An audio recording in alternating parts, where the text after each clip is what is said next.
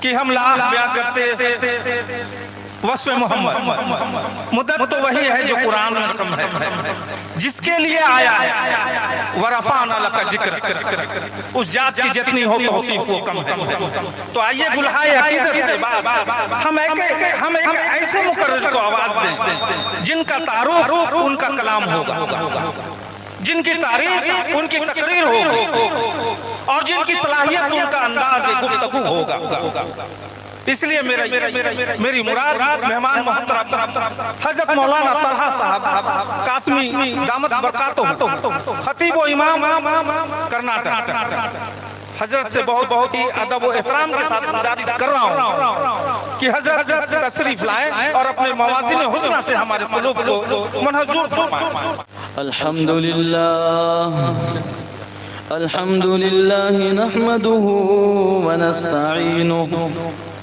ونستعينه ونستغفره ونؤمن به ونتوكل عليه ونعوذ بالله من شرور أنفسنا ومن سيئات أعمالنا ونعوذ بالله من شرور أنفسنا ومن سيئات أعمالنا ونعوذ بالله من شرور أنفسنا ومن سيئات أعمالنا من يهده الله فلا مضل له ومن يضلله فلا هادي له ونشهد أن لا إله إلا الله وحده لا شريك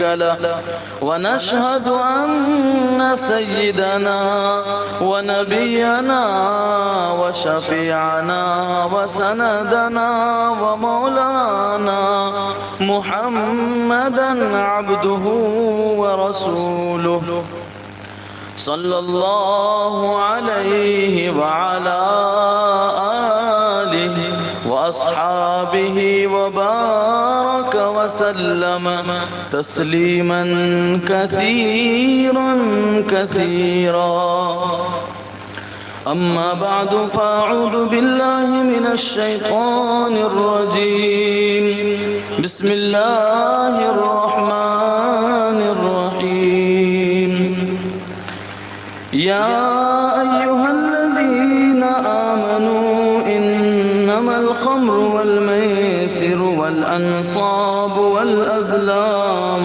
رجس من عمل الشيطان فاجتنبوه لعلكم تفلحون إنما يريد الشيطان أن يوقع بينكم العداوة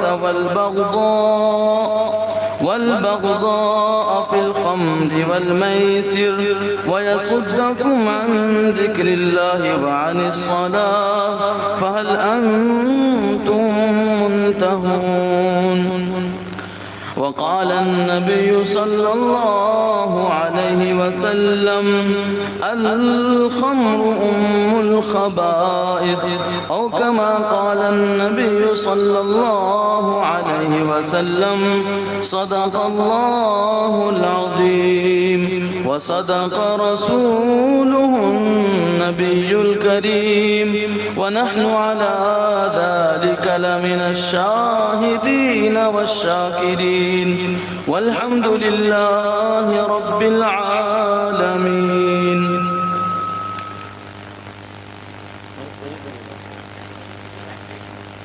بھائی آپ سب سے گزارش ہے اور خاص طور پر چھوٹے بچوں کو بالکل خاموش کر دیجئے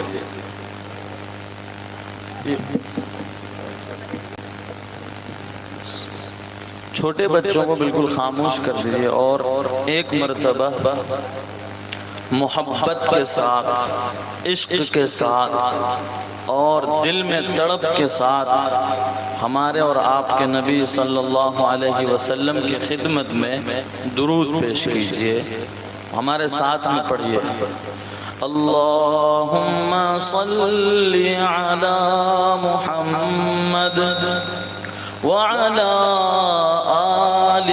محمد كما صليت على إبراهيم وعلى آل إبراهيم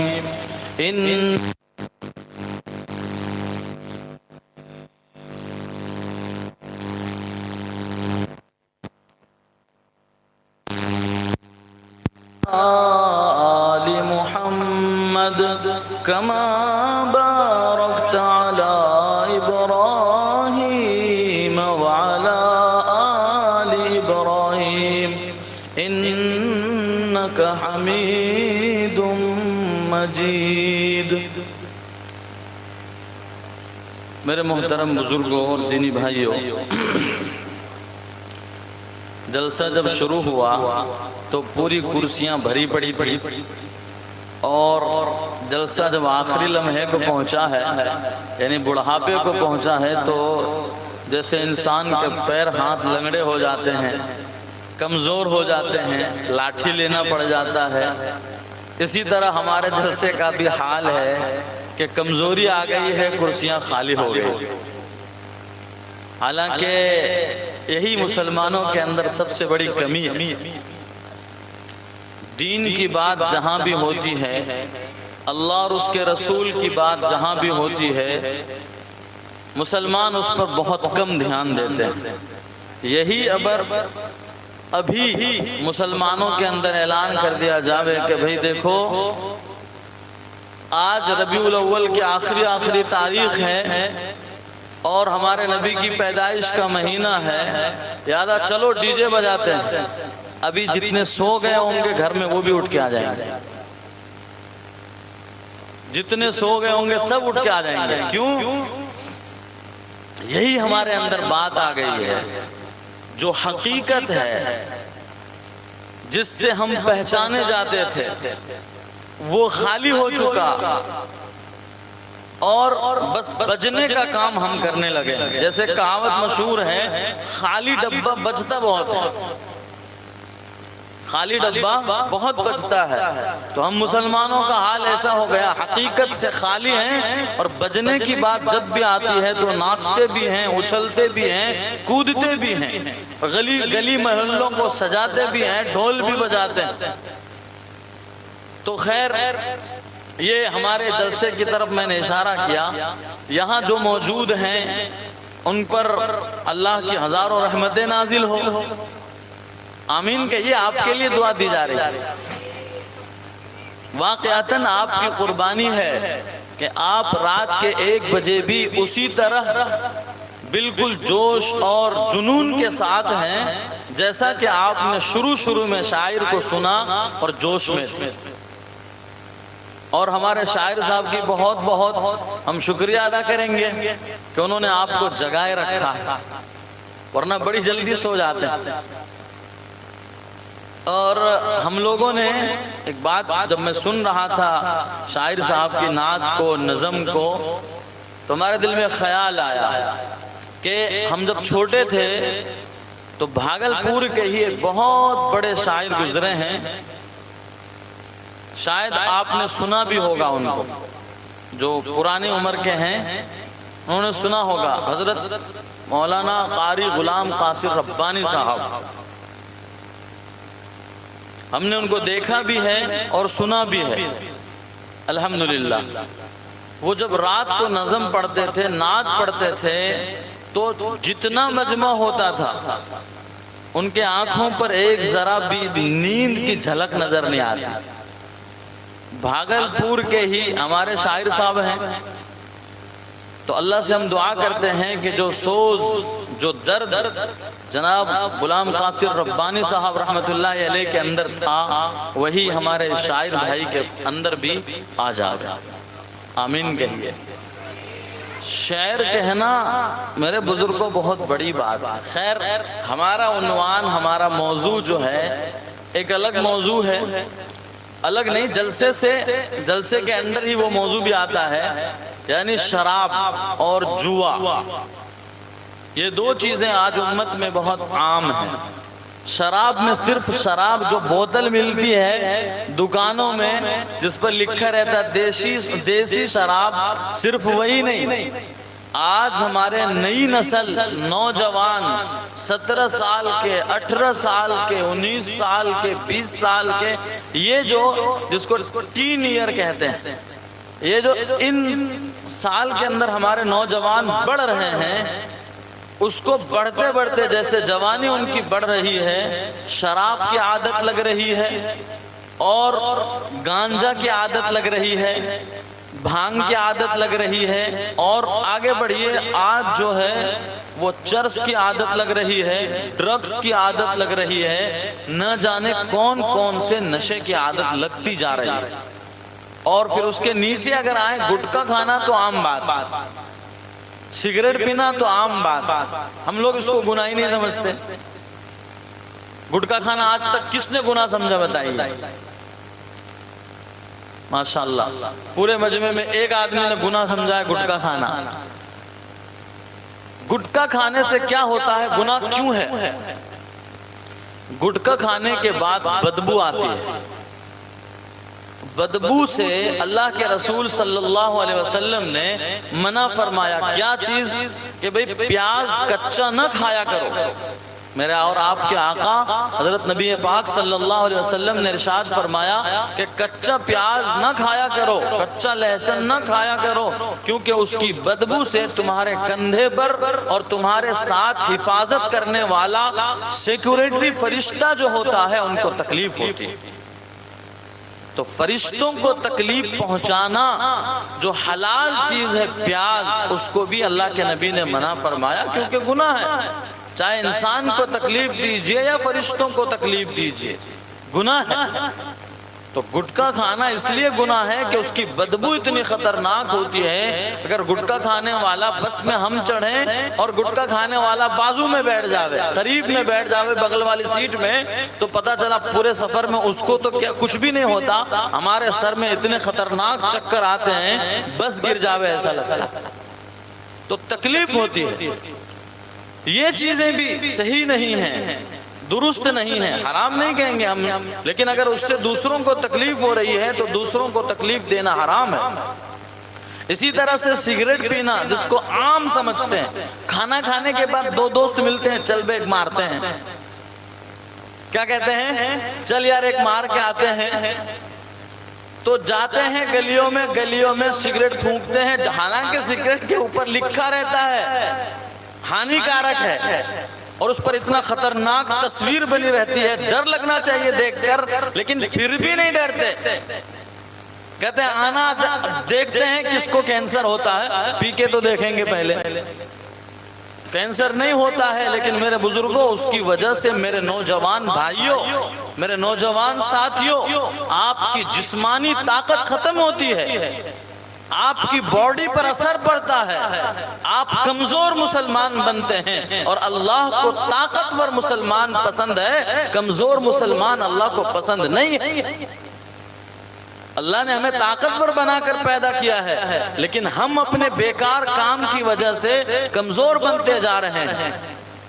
تو یہ چیزیں بھی ہیں، اس کے اوپر یہ جو بڑے بڑے نشے کی چیز ہے میرے بزرگوں، شراب ہے، جوا ہے، جوا بھی ایک نشہ ہے۔ ابھی دیوالی آنے والی ہے، ہمارا بھی وقت گزرا ہے یہیں اسی علاقے کے اندر، ہم نے اپنے مسلمان بھائیوں کو دیکھا ہے بچپن سے، مسلمان نوجوانوں کو دیکھا ہے، وہ انتظار میں رہتے ہیں کہ کب دیوالی آئے گی اور پوری رات جوا کھیلیں گے۔ واہ بھائی واہ، تمہارا اللہ تو تمہیں منع کرے اور تم اللہ کے ساتھ بغاوت کرو کہ رب تو جو کہتا ہے کہہ لے، میرا دل جو چاہے گا میں وہ کروں گا۔ میرے نوجوان بھائیوں اور میرے جوا کھیلنے والے مسلمانوں، شراب پینے والے مسلمانوں، ذرا سوچو تو صحیح، وہ رب جس نے ماں کے پیٹ میں 9 مہینے رکھا اور محفوظ رکھا، اچھے چہرے بنا کر دیے، خوبصورت آنکھیں دی، خوبصورت جسم دیے، طاقتور ہاتھ اور طاقتور پاؤں دیے، پھر جب اللہ نے پیدا کر دیا، 2.5 سال تک ماں کے خون کو دودھ بنا کر پلایا اور پلا پلا کر ہمیں طاقت بخشی، ہمیں بڑھاتے چلے گئے، ایک نوجوان بنے، بہترین طاقت کے مالک بنے۔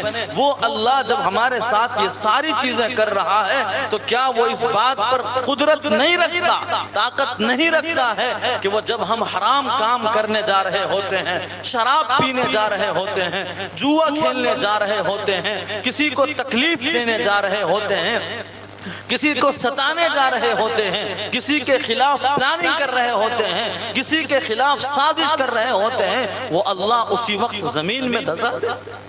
طاقت رکھتا ہے میرا مولا، طاقت رکھتا ہے میرا اللہ، وہ ہمارے ساتھ سب کچھ کر سکتا ہے۔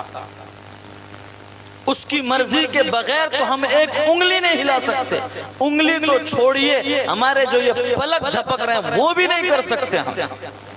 میرے اللہ کی طاقت کے سامنے یہ 2.5 فیٹ کے انسان کی کیا قدرت، لیکن اس اللہ پر قربان جائیے، اس اللہ پر قربان جائیے، اس کی محبت پر قربان جائیے، اس کی رحمت پر قربان جائیے، اس کی عطا پر قربان جائیے کہ ہم اتنا سب کچھ کر رہے ہیں لیکن پھر بھی وہ کبھی ہمیں بھوکا نہیں سلاتا، کبھی بھوکا نہیں سلاتا۔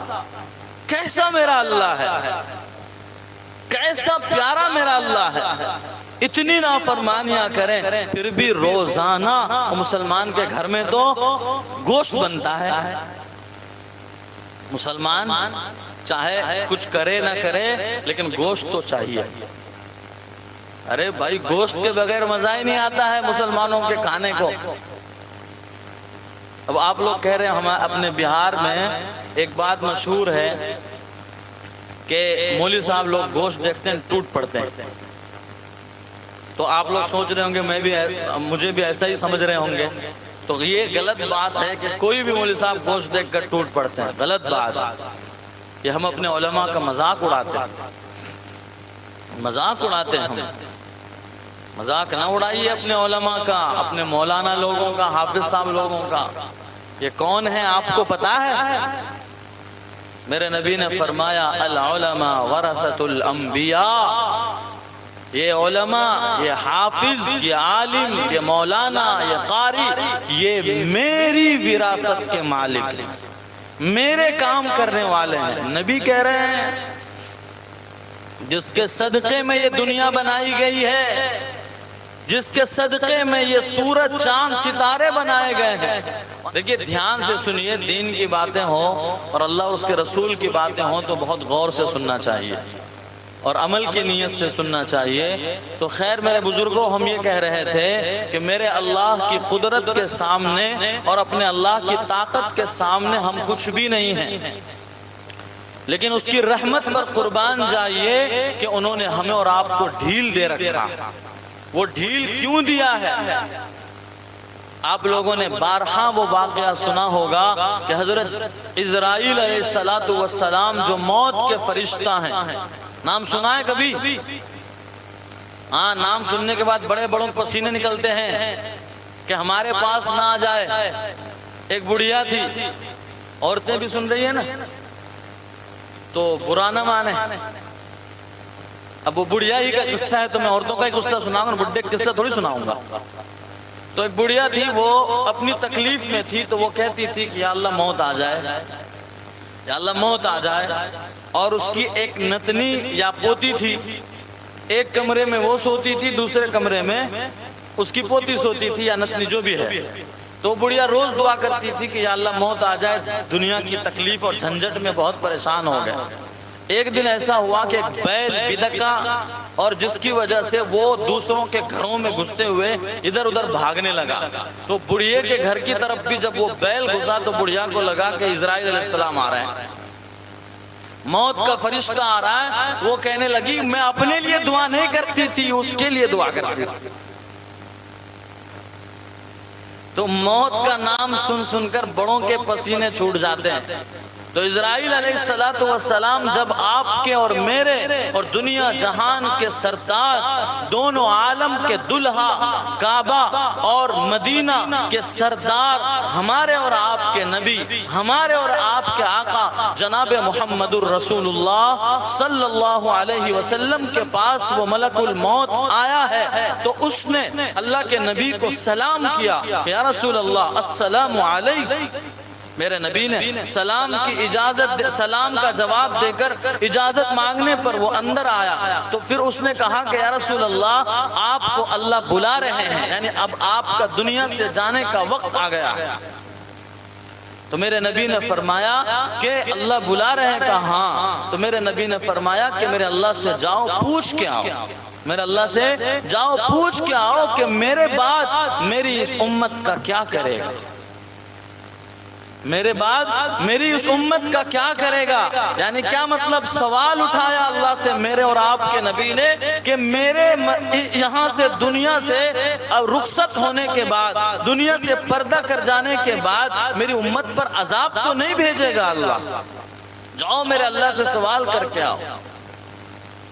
اور اللہ سے سوال کرنے کے لیے اسرائیل علیہ السلام گئے، واپس آئے، پیغام سنایا کہ اللہ کے نبی، اللہ فرما رہے ہیں کہ آپ کے بعد بھی آپ کی امت کو تنہا نہیں چھوڑیں گے۔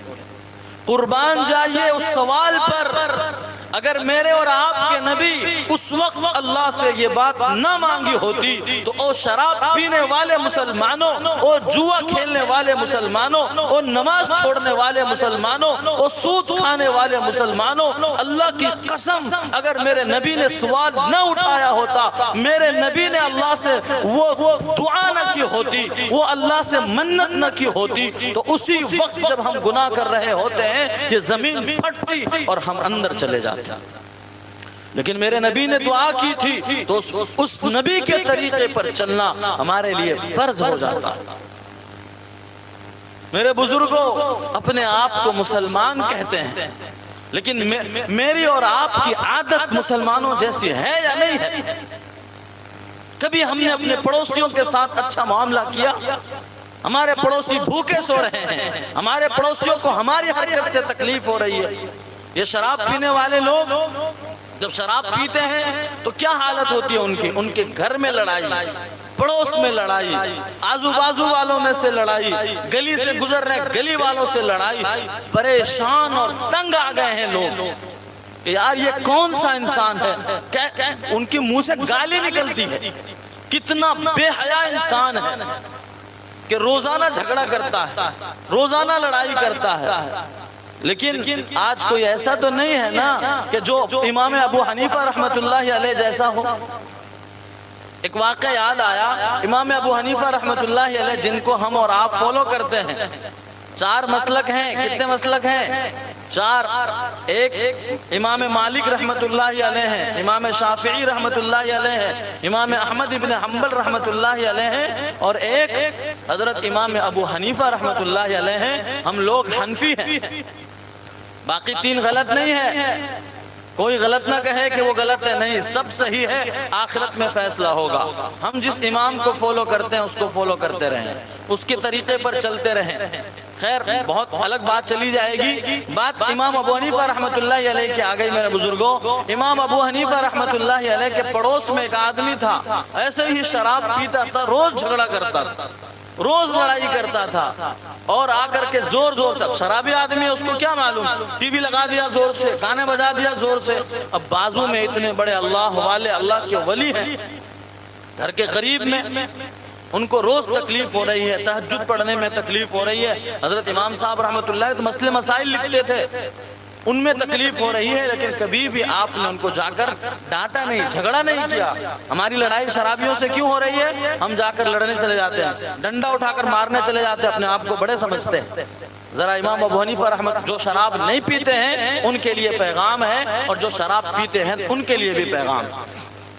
شراب پینے والوں سے پڑوسیوں کو تکلیف ہوتی ہے، یہ جائز نہیں ہے، اور پڑوسیوں کو جب تکلیف ہوتی ہے ان کو امام صاحب جیسا کام کرنا چاہیے۔ کیسا کام کیا حضرت امام ابو حنیفہ رحمت اللہ علیہ نے؟ ایسا کام کیا کہ ایک مرتبہ ایسا ہوا کہ اس کو پولیس پکڑ کے لے گئی، شراب پیتے پیتے راستے میں پردھان منتری بن رہا تھا، شراب پی کر کے راستے میں چلتے ہوئے آ رہا تو کہ آئی ایم پرائم منسٹر. اب ایسی باتیں کرتے ہوئے آپ پولیس والے کو دیکھا تو پرائم منسٹر پولیس والوں کو آرڈر کرتے ہیں تو وہ بھی آرڈر کرنا شروع کر دیا. پولیس والے نے کہا چل تیری آرڈر نکالتا ہوں, چل جیل کے اندر چل. پکڑ کے لے گئے جیل میں. تو رات جب گزری ہے تو وہاں رات میں سناٹا ہے.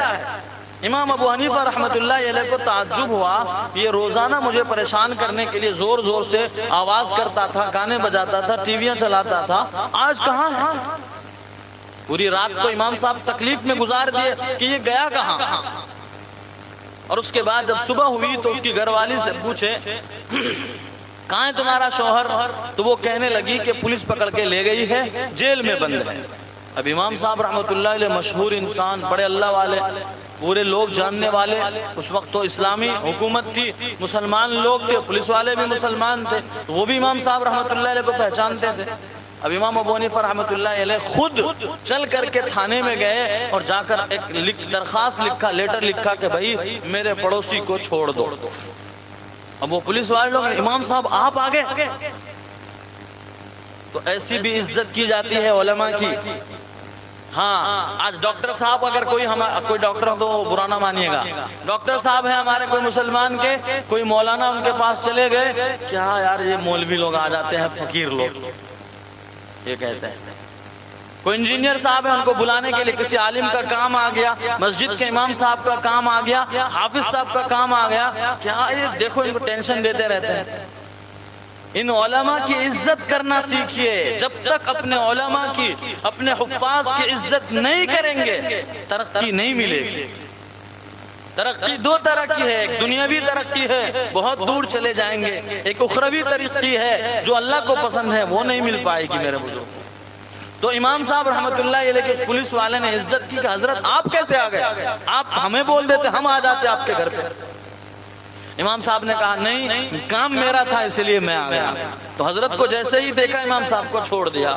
پولیس جب وہ شرابی آدمی وہ جب گھر کو گیا ہے تو گھر میں جانے کے بعد اسے بہت تعجب ہوا کہ جس آدمی کو میں برسوں سے ستا رہا ہوں, جس آدمی کو میں برسوں سے تکلیف دے رہا ہوں, وہ آدمی مجھے چھڑانے کے لیے جیل میں جا رہا. اسی دن کان پکڑا, توبہ کی, پکا سچا مسلمان ہو. تو ہمیں بھئی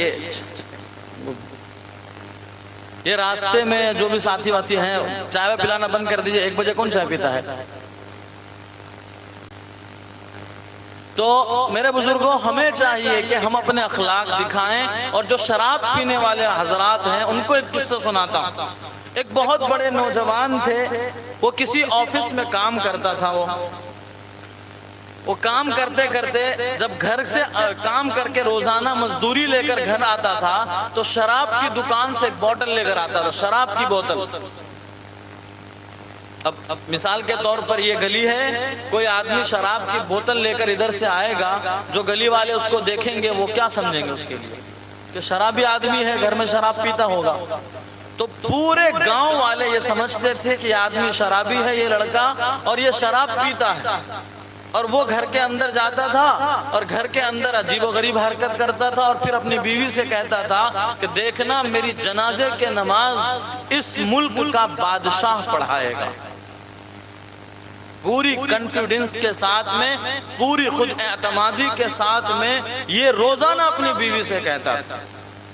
وقت گزرتا گیا گزرتا گیا گزرتا گیا. ایک بار ایسا ہوا کہ اس نوجوان کی موت آ گئی, اس کے بال بچے بیچ راستے پر لاش کو لا کر رکھ دیے کہ کوئی میرے شوہر کی جنازے کی نماز پڑھاؤ. اب لوگ جانتے تھے کہ یہ کھلا شراب پیتا تھا, اس کے جنازے میں جا کر کیا ہوگا, نہیں جائیں گے. تو کوئی بھی آدمی جنازے میں نماز پڑھنے کے لیے تیار نہیں. اب وہ نوجوان کی بیوی اور اس کے کچھ بچے وہ چوراہے پر بیٹھے ہوئے رو رہے ہیں کہ آج کوئی جنازے کی نماز پڑھانے والا نہیں. اور یہ ایک عجیب حرکت کرتے تھے, میں منع کرتی تھی لیکن یہ سمجھتے نہیں تھے. اتفاق ایسا ہوا, جب انسان اللہ کا ہوتا ہے نا, اللہ بھی اس کے ہو جاتے ہیں. ہاں یاد رکھیے گا, اللہ کے یہاں کوئی غریب نہیں, اللہ کے یہاں کوئی مالدار نہیں, اللہ کے یہاں کوئی امیر نہیں, اللہ کے یہاں کوئی جھوپڑی میں رہنے والا نہیں، سب اللہ کے یہاں برابر ہے۔ اللہ کو وہ پسند ہے جو اللہ سے محبت کرتا ہے، اللہ کو وہ پسند ہے جو رسول اللہ سے محبت کرتا ہے، جس کی زندگی میں میرے نبی کی زندگی ہے، جس کی زندگی میں اللہ کی بتلائی ہوئی چیزیں ہیں۔ تو اب اتفاق ایسا ہوا کہ اللہ تعالیٰ کا کرنا، بادشاہ کا لشکر اس راستے سے گزر رہا تھا۔ بھئی غور سے سنیے گا اور ان بچوں کو خاموش کریے، یہ بچے بہت زیادہ آواز کرتے ہیں، ان کو پارلیمنٹ میں بھیجنا چاہیے، پارلیمنٹ میں آواز زیادہ ہوتا ہے آج کل۔ تو وہ بادشاہ اس راستے سے گزر رہا ہے، اس کو بڑا لشکر گزر رہا ہے، تو لوگ حیران کہ اب یہ نوجوان بیچ میں پڑا ہے، بتاؤ اس کی میت پڑی ہے اور کوئی تو جنازے کی نماز پڑھے گا نہیں۔ بادشاہ کو معلوم ہوگا، بادشاہ بھی اس کو لات مار کے ہٹا دے گا، تو بادشاہ نے اپنے ایک آدمی کو بھیجا کہ کیا معاملہ ہے، ذرا تحقیق کر کے آؤ۔ جب ایک اس کا وزیر گیا اس عورت کے پاس میں، اس کی بیوی، اس نوجوان کی بیوی کے پاس میں، تو پوچھا کہ کیا بات ہے، تم لوگ بیچ میں کیوں کھڑے ہو اور اس جنازے کو کیوں یہاں رکھے ہو؟ اس عورت نے کہا تم کون ہو؟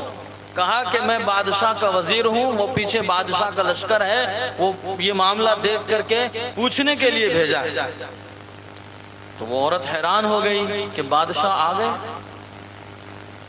بادشاہ آ گئے، یہ میرا شوہر کہتا تھا بادشاہ میری جنازے کی نماز پڑھے گا، تو بادشاہ آ گئے، اب اس کو حقیقت بتانا چاہیے۔ کہا کہ بات یہ ہے کہ اس پورے گاؤں والوں میں سے کوئی میرے شوہر کی جنازے کی نماز پڑھنے کو تیار نہیں ہے۔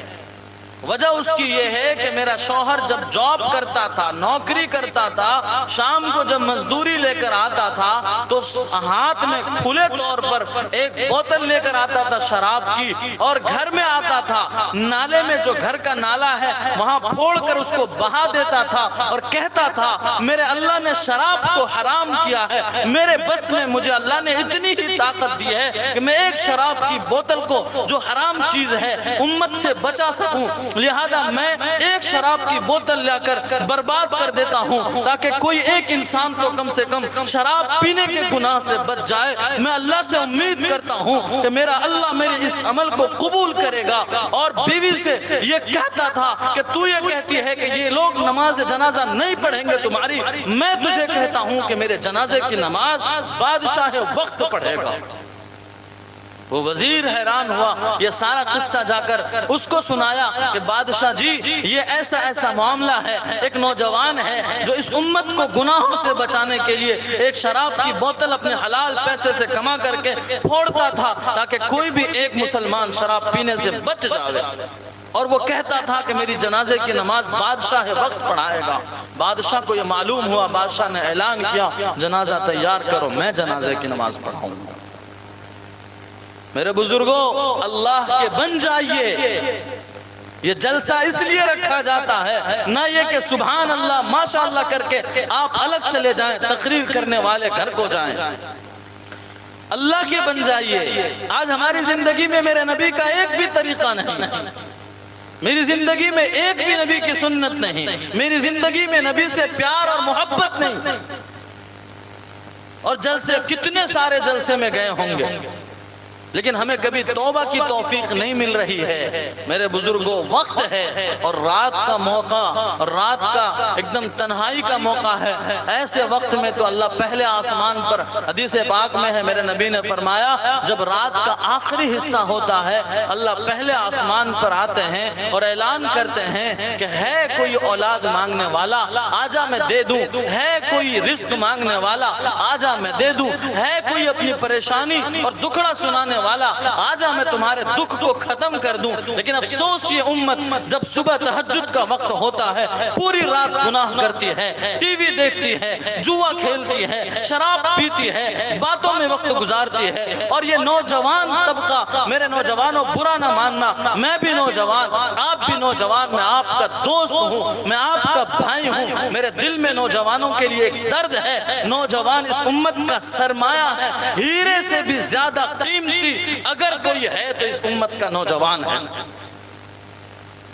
ہیرا کیا ہزاروں ہیرے قربان، لاکھوں ہیرے قربان، اس امت کا ایک نوجوان اللہ کو پیارا ہے۔ میرے نوجوانوں، آپ اپنی زندگی سگریٹ پینے میں گزار رہے ہو، اپنی زندگی شراب کی طرف جانے میں لے کر گزار رہے ہو، زندگی آپ کی مسجدوں میں سجدے میں ہونا تھا۔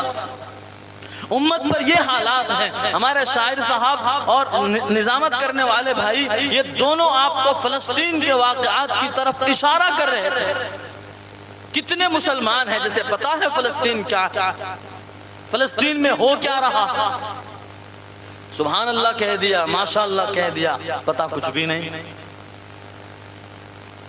فلسطین وہ جگہ ہے جہاں کے مسلمان روز شہید ہو رہے ہیں، صرف مسجد اقصی کو بچانے کے لیے، صرف بیت المقدس کو بچانے کے لیے دنیا کی دوسری مسجد، سب سے پہلے کعبہ بنایا گیا، اللہ کا گھر بنایا گیا، اس کے 40 سال کے بعد دوسری مسجد دنیا میں بنائی گئی، وہ بیت المقدس ہے۔ اور وہ بیت المقدس وہ جگہ ہے جہاں کئی لاکھ نبیوں نے سجدے کیے ہیں۔ اور وہ شاعر صاحب کہہ رہے تھے ہمارے نبی کو امام الانبیاء کہا گیا۔ انبیاء بولے تو دنیا میں جتنے نبی آئے سب، اور ان کا امام جو بنا میرا اور آپ کا نبی بنا۔ امامت کوئی معمولی چیز نہیں ہے، یوں نہ سمجھئے کہ کوئی بھی کھڑے ہو کر مصلی پر نماز پڑھا دے گا۔ امام اچھے انسان کو رکھیے، میں کسی علماء کی برائی نہیں کر رہا ہوں، لیکن امام چنیں گے تو ایسا، اور امام کی غیبت نہ کیجئے۔ افسوس یہ امت امام کے پیچھے ایسے پڑی ہے جیسے کہ سوتن اپنی سوتن کے پیچھے پڑتی۔ ہر مسجد کا عالم یہی ہے کہ کوئی 2 3 5 ایسے آدمی کھڑے ہوں گے مسجد کے اندر جو امام صاحب کو ٹوچتے رہتے ہیں، کوچتے رہتے ہیں۔ کبھی سوچا آپ نے کہ آپ کو ایک نماز کے بدلے 27 نماز کا ثواب وہ امام دلواتا؟ جماعت سے نماز پڑھتے ہیں تو ایک نماز کے بدلے 27 نماز مل جاتی ہے آپ کو، اس کا ثواب آپ کے کھاتے میں لکھا جاتا ہے، وہ اس امام کی وجہ سے۔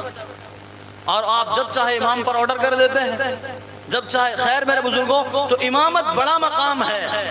میرے نبی جب تک دنیا میں موجود رہے، آپ کے مصلی پر آپ امام بنتے رہے۔ جب آپ جانے لگے تو حضرت ابو بکر کو اپنی زندگی میں امام بنا کر گئے کہ میرا نائب ابو بکر ہوگا۔ تو خیر آپ نے اسی بیت المقدس میں مسجد اقصی میں 1,24,000 سے زیادہ یا کم جو نبی دنیا میں اللہ نے بھیجے ہیں، سب کی امامت میرے اور آپ کے نبی نے اسی بیت المقدس میں فرمائی۔ دجال جب آئے گا، ہاں قیامت سے پہلے دجال بھی آئے گا، اور یہ جو دنیا میں چل رہی ہے چیزیں، جتنی بھی گناہ کی چیزیں ہیں، یہ دجال کی طرف لے جانے والی ہیں۔ تو دجال کو قتل کرنے کے لیے جو آئیں گے، حضرت عیسیٰ علیہ السلام وہ بھی وہیں بیت المقدس پر اتریں گے۔ تو مسلمانوں کو بیت المقدس سے محبت ہے، اسی لیے فلسطین کے مسلمان کا بچہ، عورت، بوڑھی، ایک بوڑھی کو میں نے دیکھا، ویڈیو شاید آپ نے بھی دیکھی ہوگی، تقریباً 80-90 سال کی بوڑھی ہوں گی، لاٹھی لیے ہوئے چل رہی ہے، اور یہودی جو فلسطینیوں پر ظلم کر رہا ہے، وہ یہودی، وہ فوج بندوق لیے ہوئے ہاتھ میں کھڑا ہے مسجد میں، وہ 80-90 سال کی بوڑھی اس کو لاٹھی سے مار رہی، نکل یہاں۔ یہ ایمانی جذبہ ہے مسلمان عورتوں میں وہاں کی۔ ہماری عورتوں میں کیا جذبہ ہے؟ ہماری عورتوں میں جذبہ ہے ریل بنانے کا۔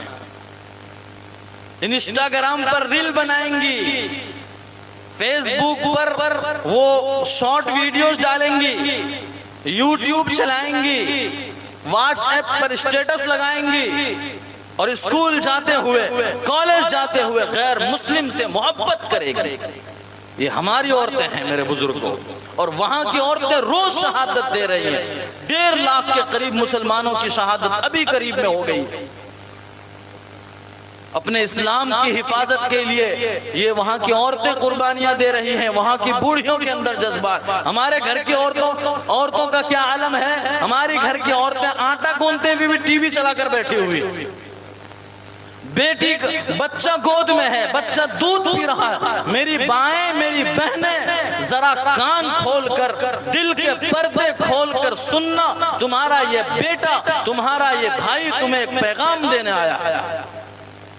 ایک پیغام دینے آیا ہے. وہ پیغام یہ ہے کہ آج جو برائیوں کی طرف ہماری بیٹیاں بڑھ رہی ہیں, ہماری مائیں بڑھ رہی ہیں, اللہ کے واسطے ان برائیوں سے پیچھے ہٹیں, اپنے اللہ کی طرف بڑھیں, اپنے اللہ کی طرف بڑھیں. آج وہ ماؤں کی گود سن ہو گئی ہے, کوکھ اجڑ گئی ہے جو کبھی ٹیپو سلطان پیدا کرتی تھی. ہاں, کبھی ایسے بادشاہ پیدا کرتی تھی جو انگریزوں سے ٹکرا گئے, جنہوں نے ظالموں کا مقابلہ کیا. آج کہاں ہیں ایسی مائیں؟ ہماری عورتوں کو چاہیے کہ اپنے آپ کو پیچھے کریں, اور یہ سوشل میڈیا کی جو برائیاں ہیں, اور یہ دوسری جو ریل بنانے کی برائیاں ہیں, ان ساری چیزوں سے پیچھے ہٹیں. اور خاص طور پر میرے نوجوان بھائیوں, میری نوجوان بہنیں, اپنی نگاہوں کو شرم اور حیا دلاؤ. میرا اللہ قرآن میں فرماتے ہیں, بس مختصر پیغام آپ سب کے لیے, قُلْ لِلْمُؤْمِنِينَ يَغُضُّ مِنْ أَبْصَارِهِمْ وَيَحْفَظُوا فُرُوجَهُمْ, کہ اے نبی جی آپ اس امت کو کہیے کہ اپنی نگاہوں کو نیچے رکھ کر چلا کرے, کسی عورتوں پر نظر نہ دوڑائے. آج ہر جگہ دیکھیے, دکان پر بیٹھے ہوئے مسلمان, راستے میں چلتے ہوئے مسلمان, گاڑی پر چلتے ہوئے مسلمان, ڈرائیونگ کرتے ہوئے مسلمان, اور نہ کام کرتے ہوئے مسلمان, کھاتے ہوئے مسلمان. بھئی غیروں کی طرف نہیں بولا جائے گا, وہ کسی کی مانتے نہیں. ہم اور آپ اللہ کی مانتے کا دعویٰ کرتے ہیں. آپ ہی کو قرآن سنایا جائے گا, ہمیں ہی قرآن سنایا جائے گا. میرا اللہ ہمیں اور آپ کو کہہ رہے ہیں اپنی نگاہوں کی حفاظت کر لو. اور بیٹیوں کو خاص الگ کر کے, ماؤں کو الگ کر کے اللہ کہہ رہے ہیں, قُلْ لِلْمُؤْمِنَاتِ يَغْضُضْنَ مِنْ أَبْصَارِهِنَّ وَيَحْفَظْنَ فُرُوجَهُنَّ. اے نبی جی ان مسلمان ماؤں کو, مسلمان بیٹیوں کو کہو کہ وہ اپنی نگاہوں کی حفاظت کر لے, اپنے شرمگاہوں کو زنا سے بچا لے, برے کام سے بچا لے, غلط کاریوں سے بچا لے. اپنی عزت کا سودا کرنے سے ان مومن بیٹیوں کو کہیے کہ رک جائیں, اللہ بہت بڑا انعام دینے والے. جو عورتیں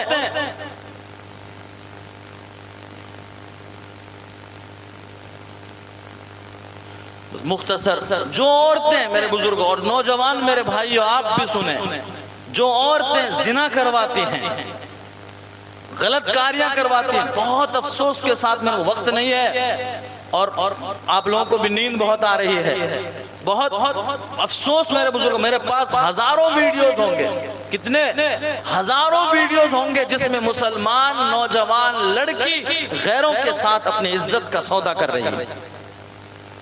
آئے دن ویڈیو آتے ہیں, مسلمان بیٹی اپنی عزت اور اپنے ایمان کا سودا کر رہی ہے.